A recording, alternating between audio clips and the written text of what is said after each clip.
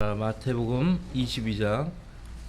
지금 벌써 한 달 내내 마태복음 22장 갖고 씨름하고 있네요.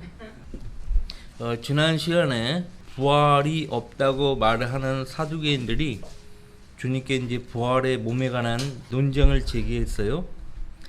부활의 몸에 관해서 예수님께서 부활 때에는 장가도 시도 가지 아니하고 하늘에 있는 하나님의 천사들과 같으니라 그렇게 말씀을 하고 계시는데, 근데 그 마가복음 12장을 보세요. 마가복음 12장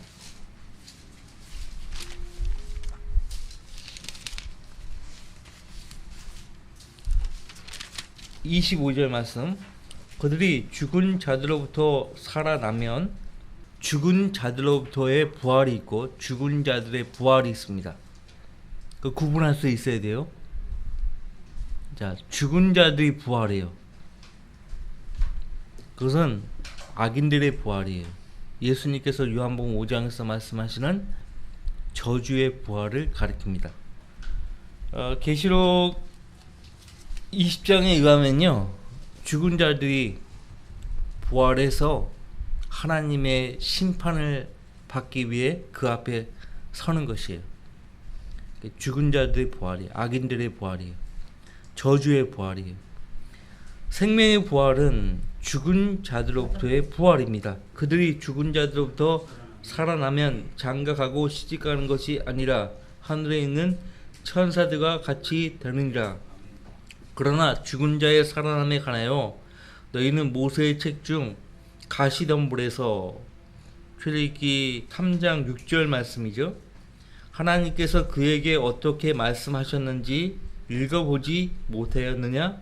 말씀하시기를 나는 아브라함의 하나님이요 이삭의 하나님이요 야곱의 하나님이라고 하셨으니 그분은 죽은 자들의 하나님이 아니요 산 자들의 하나님이시니라. 그러므로 너희가 크게 오해하였도다라고 하시니라. 똑같은 상황을 다루고 있는 누가복음 20장을 가보겠습니다. 누가복음 20장 34절부터 보시면요, 누가복음 20장 34절부터 예수께서 그들에게 대답하여 말씀하시기를 이 세상의 자녀들은 장가가고 시집가지만 저 세상과 죽은 자들로부터의 부활을 얻기에 합당하다고 여겨질 자들은 장가가거나 시집가지 않으며 죽은 자들로부터의 부활을 얻기에 합당하다고 여겨질 자들, 저와 여러분들이고요. 이미 그리스도 안에서 잠든 성도들을 가리킵니다. 의인들이죠. 의인들의 부활이에요.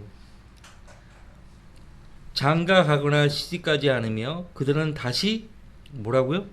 죽을 수도 없으니. 부활을 하면은 다시 죽지 않아요. 다시 죽을 수도 없으니 이는 그들이 천사들과 동등하며 또 부활의 자녀로서 하나님의 자녀들이기 때문이라. 여러분들 부활의 자녀예요? 예? 부활의 자녀죠. 다시는 죽지 않는 몸을 입게 되는 것이에요. 부활한 몸이에요.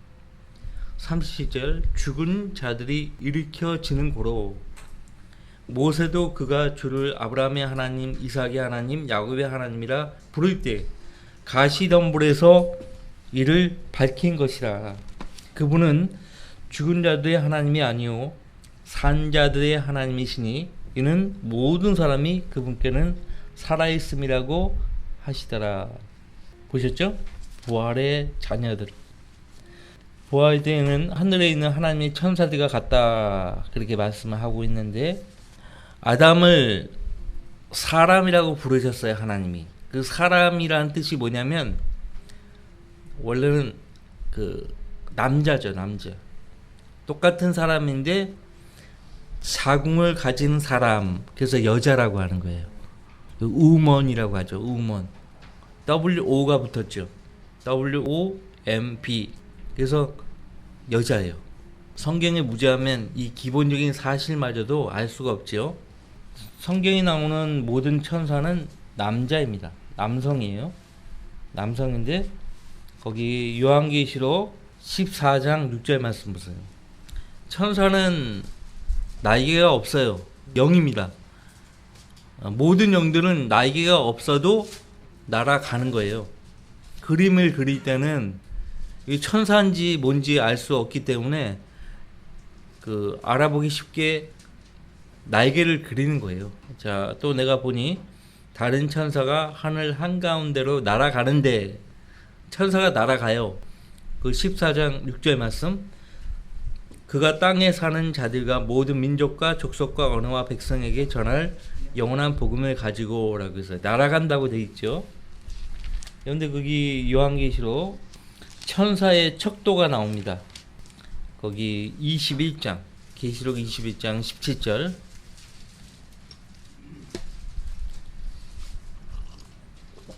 성경은요, 성경으로 해석하는 거예요. 성경 없이는 성경을 해석할 수 없다는 말이에요. 17절 같이 읽어봐요. 또 그가 그 성벽을 측량하니 1400사큐빗이라. 이는 사람의 척도 곧 천사의 척도라. 천사를 사람이라고 말씀하고 있죠. 창세기 18장을 보면 더 정확해요.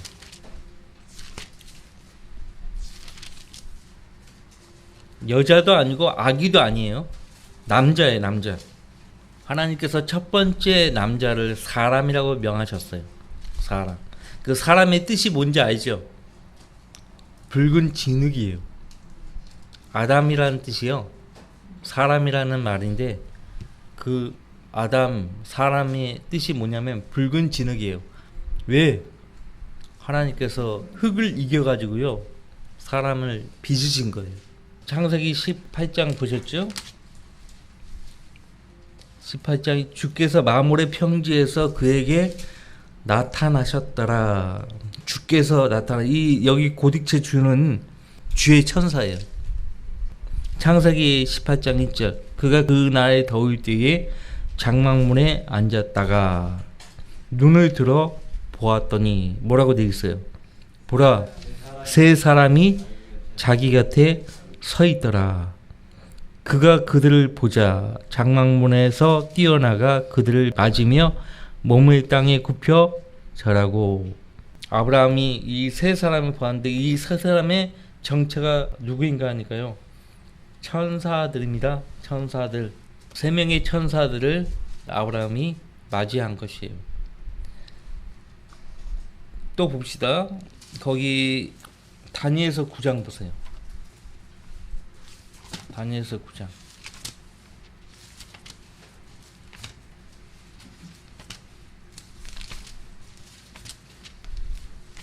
(21절)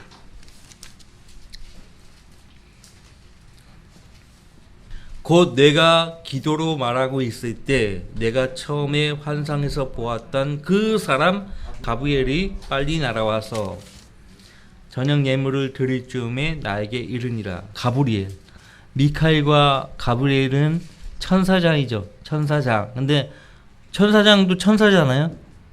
사람이라고 말하고 있어요. 그 사람. 주의 천사든 천사들이든 이 지상에서 사람들을 만날 때 어떤 모습으로 나타나는가 하니까 사람의 모습으로 나타나는 거예요. 예수님도 사람의 모습으로 오셨잖아요. 갈라디아서 4장 보세요. 갈라디아서 4장. 성경 공부니까 찾는 거예요. 갈라디아서 4장 14절 말씀 보세요.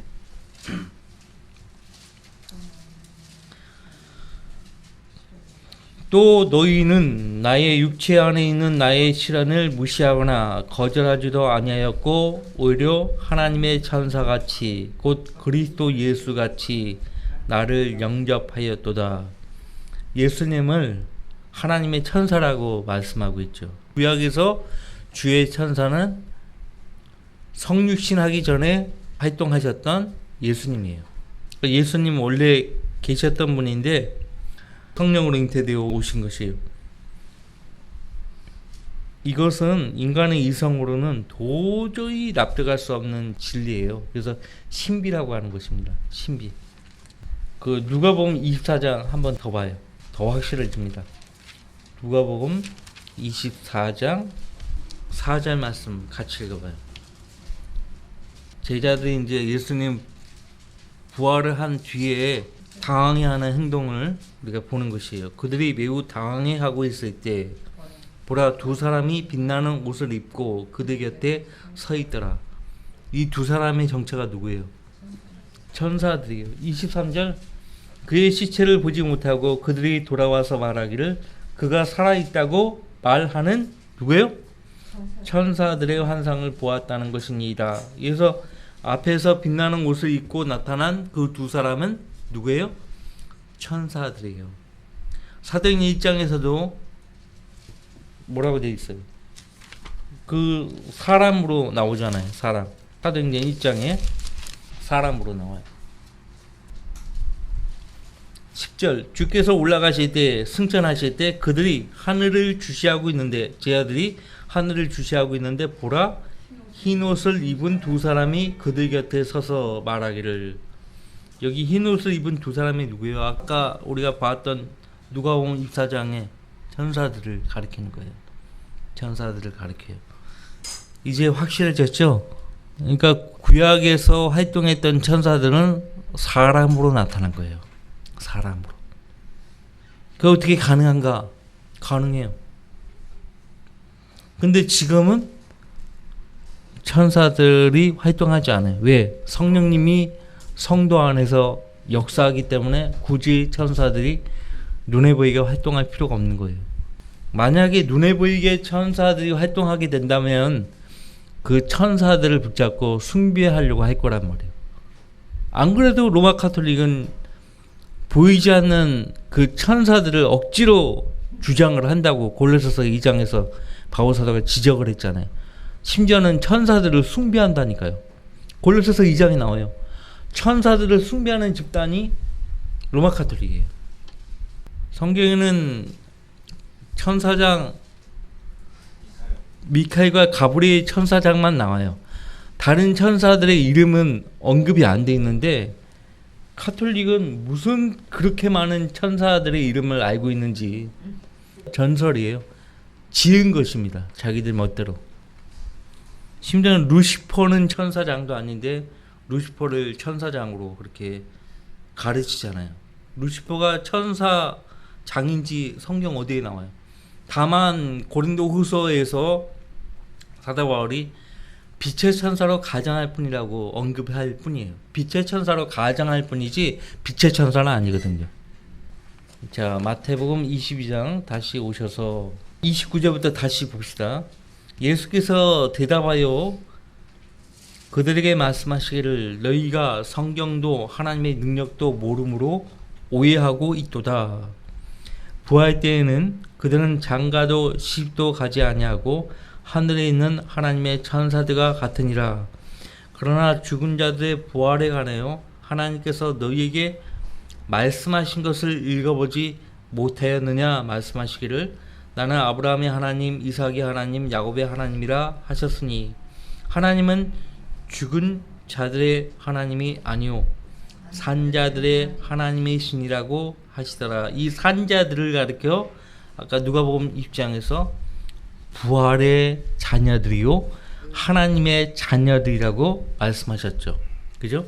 33절 우리가 이 말씀을 듣고 주의 교리에 놀라더라. 놀랄 수밖에 없죠. 한 번도 이렇게 말한 사람을 그들은 목격한 적이 없었어요. 34절 한편 바리새인들은 주께서 사두개인들을 조용하게 만드셨다는 말을 듣고 함께 모였더라. 그들 가운데 한 율법사가 주를 시험하고자 주께 질문하여 말씀드리기를 주님을 시험하기 위해서 질문을 한 거예요. 율법사도 선생님 율법 중에서 어느 계명이 크니까라고 하니 예수께서 그에게 말씀하시기를 너는 내 마음을 다하고 혼을 다하고 생각을 다하여 주 너의 하나님을 사랑하라. 이것이 첫째며 큰 계명이니라. 신명기 6장 4절 5절 말씀이죠. 그 다음에 39절은 둘째는 이와 같으니 내 이웃을 내 자신과 같이 사랑하라. 이것은 레위기서 19장 18절 말씀이에요. 모든 율법과 선지서들이 이 두 계명에 달려 있느니라고 하시더라. 그래서 앞서 부활에 관해서 제가 더 부연 설명을 해드리자면, 죽은 자들의 부활이 있다고 했죠. 그 다음에 죽은 자들로부터의 부활이 있다고 했어요. 이거 구분할 수 있어야 돼요. 죽은 자들이 부활하는 것은 구원받지 못한 사람들이 심판받기 위해서 저주의 부활로 하나님 앞에 나아가는 것을 가리킵니다. 구원받지 못한 사람들도요, 이미 죽었잖아요. 근데 부활을 해요. 어떤 모습으로? 그들의 압이 마귀의 형상을 입고 하나님 앞에 서는 거예요. 그래서 저주의 부활이라고 말하는 것입니다. 저주의 부활. 죽은 자들로부터의 부활은요, 성도들의 부활이에요. 이것을 의인들의 부활이라고 말씀하고 있고, 누가복음 14장 14절 말씀에서요. 그 다음에 계시록 20장 5절 말씀에서 첫 번째 부활이라고 말씀하고 있어요. 첫 번째 부활에 참여하는 자들은 복이 있도다. 오늘 성경 굉장히 많이 찾아보는데, 다니엘서 12장을 보시면요, 다니엘서 12장 2절 말씀은요, 죽은 자들의 부활과 죽은 자들로부터의 부활을 동시에 말씀하고 있습니다. 자, 그러면 어떤 말씀이 죽은 자들의 부활을 가리키고 또 죽은 자들로부터의 부활을 가리키는지 여러분들이 찾아낼 수 있어야 돼요. 다니엘서 12장 2절 말씀 보세요. 땅의 흙 속에서 잠자는 많은 사람들이 깨어날 것이며 얼마는 영원한 생명을 얻겠고 얼마는 수치와 영원한 무욕을 받으리라. 자, 얼마는 영원한 생명을 얻는다고 했어요. 죽은 자들로부터의 부활이죠. 의인들의 부활이에요. 그러면 저주의 부활, 죽은 자들의 부활은 어떤 말씀이에요? 얼마는 수치와 영원한 무욕을 받으리라. 그러니까 유대인들 가운데서도 하나님의 법에 복종하지 않고 죄만 짓고 살았던 사람들은 똑같아요. 구원받지 못한 사람들이기 때문에 이렇게 저주의 부활로 하나님 앞에 서는 것입니다. 구분할 수 있어요. 이 콤마를 잘 보셔야 돼요. 성경에서 이 콤마 하나도 굉장히 중요해요. 히브리어는 보면은 이걸 점이 왼쪽으로 찍히든 오른쪽으로 찍히든 그 뜻이 전혀 달라요. 발음도 다르고. 그래서 율법의 1.1핵이라는 표현을 썼죠, 예수님이. 다시 마태복음 22장으로 돌아오셔서, 우리는 산자들이에요. 산자들. 영원한 생명 얻은 사람들이 있잖아요. 영원한 생명. 이것을 나사로의 누이 마리아는 구분을 못했어요. 모든 부활이 한꺼번에 이루어진다라고 생각했던 거예요. 오늘날 교회 강단에서는 그렇게 가르치는 거예요. 모든 부활이 한 번에 이루어진다. 부활이 다 한꺼번에 이루어지고 심판도 다 한꺼번에 이루어진다. 그렇게 알고 있는 사람들이 대부분이에요. 자, 예수님 그 사역의 막바지를 보시면요, 이 마귀가 이 바리새인들, 서기관들, 사두개인들, 헤롯 당원들, 종교 지도자들을 통해서요, 예수님을 아예 궁지에 몰아세우기 위해서요, 논쟁으로 계속 압박을 합니다. 예수님을. 사역 마지막 주간이에요. 예수님이 예루살렘에 입성을 하셨잖아요. 왜 입성을 하셨죠? 우리를 위해서 죽기 위해서 입성하신 건데, 그 마지막 주간이에요. 마지막 주간인 걸 이 사람들은 모르잖아요. 바리새인들, 서기관들, 사두개인들은 모르죠. 근데 우리가 벌써 마지막 주간인데 끝까지 논쟁으로 예수님을 밀어붙이는 거예요. 궁지에 모는 거죠. 마가복음 12장 28절에 이 율법서를 서기관이라고 말합니다. 주께서 그들에게 대답을 잘 하신 것을 알고 주께 묻기를 이렇게 말하고 있어요. 그러니까 이 마가복음 12장 28절 말씀을 통해서 보면 이 서기관이요, 주님의 말씀을 듣기를 진정으로 원했다는 것을 알 수 있어요. 근데 문제는요, 헷갈리는 것은 주님 말씀을 듣기를 진정으로 원했던 이 사람이요, 왜 주님께 시험을 했던 것인가? 그러니까 이중적인 동기가 있었던 거예요. 이중적인 동기. 말씀을 듣기를 원했던 그가 시험을 하는 거예요. 근데 어쨌든 주님께서 이 서기관을 대하시는 모습을 통해서 우리가 배울 수 있는 교훈이 있어요. 아무리 주님은 자신을 시험하려고 접근해 왔던 사람일지라도 일단 말씀을 듣기를 원해서 귀를 열고 있는 사람, 열린 귀를 갖고 있는 사람에게는 진리를 알려주신다는 거예요. 기꺼이. 동기가 불순해도 그래도 마음 한편에서는 하나님 말씀을 알고 싶어하는 마음이 있다 그러면 그 마음을 존중해서 하나님 말씀을 주님은 알려주신다는 거예요. 그것을 우리가 볼 수가 있어요. 마가복음은요, 다른 복음서에 비하면요, 굉장히 그 자세한 설명을 하고 있다는 것을 우리가 알 수가 있습니다. 예수님은 신명기 6장 5절 말씀과 레위기서 19장 18절 말씀을 들어서 대답을 아주 간단 명료하게 하셨죠. 마가복음에서는요, 오 이스라엘아 들으라, 한 사람 서기관이 질문했는데요, 이스라엘 백성 전체를 향해서 오 이스라엘아 들으라 그렇게 말씀을 하고 있는 것을 우리가 보게 되는데요, 신명기 6장 4절 말씀을 그대로 인용하신 거예요. 마가복음에서는 신명기 6장 4절에 오 이스라엘아 들으라 그렇게 말씀을 하고 있죠. 자, 첫째 계명, 마음을 다하고 혼을 다하고 생각을 다해서 주 너의 하나님을 사랑하라. 이 첫째 계명은요, 이스라엘 백성들에게 다른 이방 신들과 구별을 해서 너의 하나님, 하나뿐이 없는 유일하신 하나님을 섬기라 말씀하고 계시는 것입니다. 두 번째, 둘째 계명에 내 이웃을 내 자신과 같이 사랑하라고 했죠. 유대 백성들에게 이웃은 다른 유대 형제들이에요. 우리 신약교회 시대의 성도들에게 이웃은 누구일까요? 우리 그리스도의 몸을 이루는 지체예요. 지체들이 우리의 이웃이에요. 여러분들 실질적으로요, 적어도 우리는 일주일에 3번 만나잖아요. 여러분들 일가 친척들 일주일에 3번 만납니까?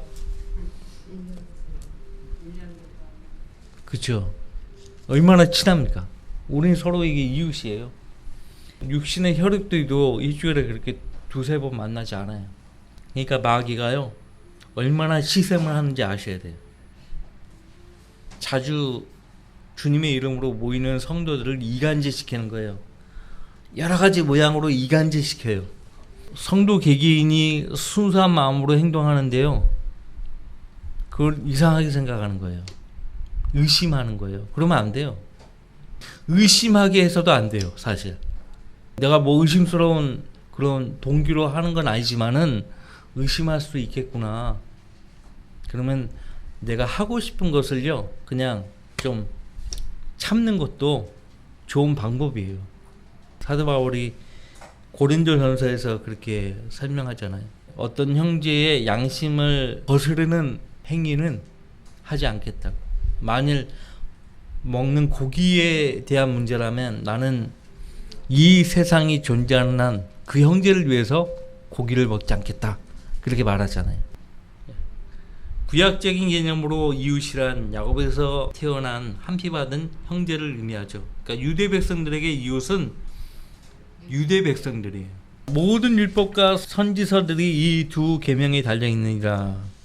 그러니까 사실상 그 예수님 당시에 유대인들 상당수가 하나님을 첫째로 섬기지 않았던 거예요.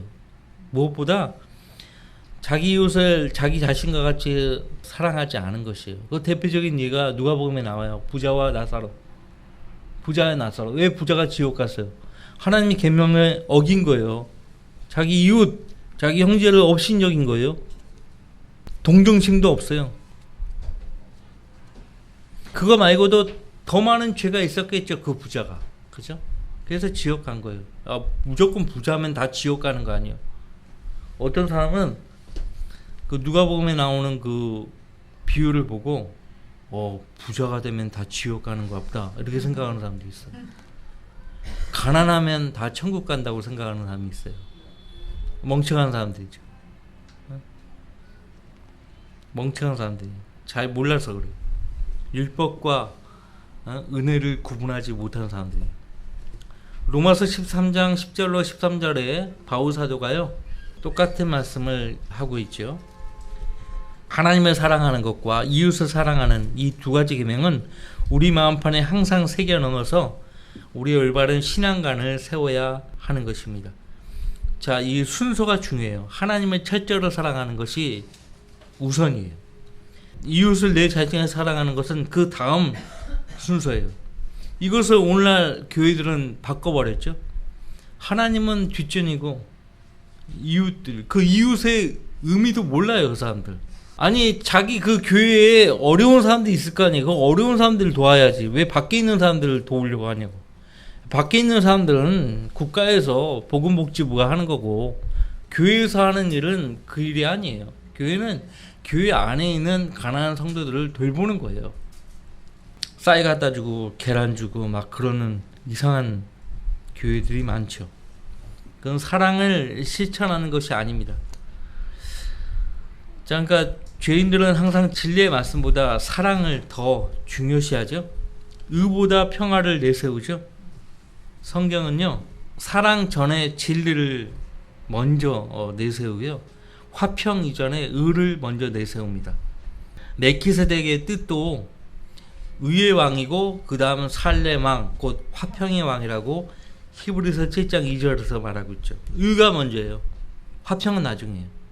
너희는 먼저 하나님 나라와 그분의 의를 구하라고 했어요. 마가복음 12장에 보시면 이 서기관이 잘 답변한 것을 지혜롭게 답변한 모습이 나와 있는데, 그때 예수님이요, 내가 하나님의 나라에서 멀리 있지 아니하도다 그렇게 말씀하셨거든요. 하나님 나라에서 멀리 있지 아니하도다.